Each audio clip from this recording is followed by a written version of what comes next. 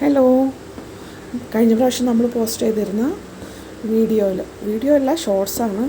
അതിൽ hand work ചെയ്ത മാക്സികൾ കാണിച്ചിരുന്നു, കസ്റ്റമൈസറായിട്ട് ചെയ്തിരുന്ന മാക്സികൾ.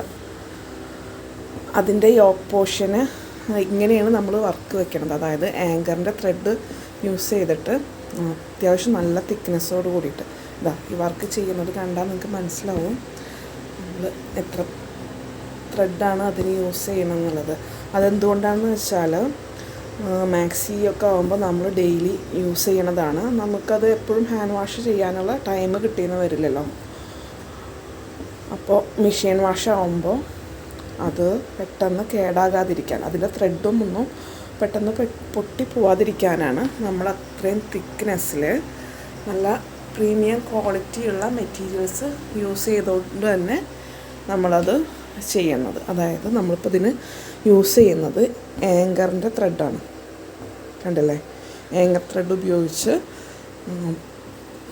വാഷ് ചെയ്താൽ കളറ് ഇളകാത്ത നല്ല കോട്ടൺ മെറ്റീരിയലിലാണ് ഇതിലിപ്പോൾ നമ്മൾ യോക്ക് പോർഷൻ ചെയ്തെടുക്കുന്നത്.